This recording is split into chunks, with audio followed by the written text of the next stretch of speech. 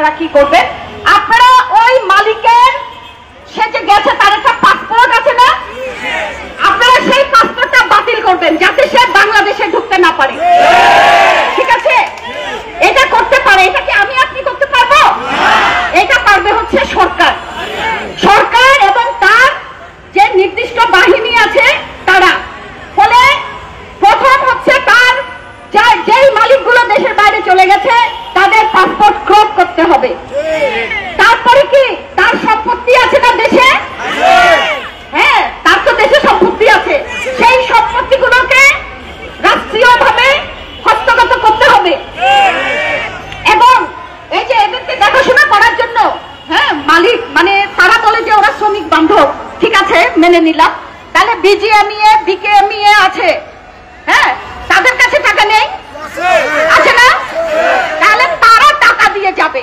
ঠিক আছে, এখানে আপনি জানুয়ারি, ফেব্রুয়ারি, মার্চ আপনি কাজ করেছেন, আপনার কাজের টাকা, আপনার হকের টাকা, সেই টাকাও আবার বলছেন যে 1 মাসের আমরা দিতে পারবো, তারপরে দেখি।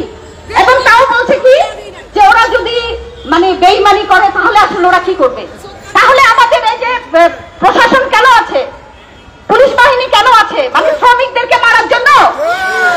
ইন্ডাস্ট্রিয়াল পুলিশ কেন আছে? শ্রমিকদেরকে মারার জন্য? হ্যাঁ, সেইটার জবাব দিতে হবে। তো আপনারা যখন বেতন বোনাসের আন্দোলন করেন তখন তো ওরা হচ্ছে ষড়যন্ত্রের সন্ধান পান যে এখানে ভেতরে ভেতরে কেউ ষড়যন্ত্র করছে। আপনারা দেখেছেন স্বরাষ্ট্রমন্ত্রী বলেছে যে এই শ্রমিকদেরকে যারা উস্কানি দিচ্ছে সেই উস্কানি দাতাদেরকে নাকি তারা অ্যারেস্ট করবে। ঠিক আছে, তারা তাদের শাস্তি দিবে। তাহলে এই শ্রমিকদেরকে কারা উস্কানি দিয়েছে বলেন তো আপনারা? আপনাদেরকে। আপনারা কেন রাস্তায় নেমেছেন? মালিক আপনার বেতন দেয়নি বলে আপনি রাস্তায় নেমেছেন। আমাদের এই যে মা বোনেরা, তাদের সবার ঘরে ঘরে ছেলে মেয়েরা আছে না? আপনাদের স্বামী সন্তান সংসার আছে না? মেয়েরা কি সাদে রাস্তায় নামে? তাহলে আপনারা সেখানে দিনের পর দিন এখানে বসে আছেন, আপনাদের জন্য তাদের এতটুকু দরদ নেই। তারা বলছে যে মালিক দেশের বাইরে চলে গেছে, মালিক কি করবে? আর ওই যে সচিবালয়, সেদিন আমরা যখন সচিবালয়ের সামনে গেছি, আপনারা পুলিশের মারমুখী যে অবস্থান সেটা দেখেছেন। উনারা বলছেন ওখানে 144 ধারা জারি। আমরা কি সচিবালয়ের ভিতরে যেতে গিয়েছিলাম সেদিন? আমরা তো সচিবালয়ের ভেতরে যাইনি।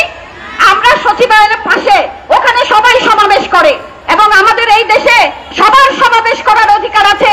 কেউ বলে দিতে পারবে না যে তুমি এইখানে যাবে ওখানে যাবে না। ঠিক আছে, তাহলে আজকে তারা কেন শ্রমিকদেরকে ভয় পাচ্ছে? তার মানে তাদের মধ্যে অন্যায় আছে, তারা অন্যায়কে প্রশ্রয় দিচ্ছে, সেজন্য তারা ভয় পাচ্ছে। সেজন্য আপনারা ওখানে গিয়ে কোনোভাবে দাঁড়াতেই পারবেন না। ঠিক আছে, সেজন্য তারা সেদিন আপনাদেরকে বেতন চেয়েছেন, দিয়েছে লাঠির উপহার। ঠিক আছে, ভাত দেওয়ার মুরত নাই, কিল মারার গোসাই, একটা কথা আছে না? তুমি ভাত দিতে পারবে না কিন্তু তুমি কিল মারতে পারবে। ঠিক আছে, তাহলে বোনেরা, ভাইয়েরা, আমাদের ওই যে ভাই শ্রমিক ভাইরা বলে গেলেন আপনাদের যারা নেতৃস্থানীয় আছেন তারা বসে মিটিং করে সিদ্ধান্ত নিচ্ছেন। ওনারা যা সিদ্ধান্ত আমাদের সামনে নিয়ে আসবেন আমরা সেইভাবে চলবো। আমরা শ্রমিকরা, আপনারা যারা আছেন, আপনারা কখনোই বিনা কারণে কোনো রাস্তায় নামেন না, তাই তো? ঠিক আছে, তাহলে যৌক্তিক কারণে যেহেতু রাস্তায় নেমেছেন, তাহলে আপনারা সেই দাবি আদায় করেই ঘরে ফিরবেন। আমরা আপনাদের সাথে আছি।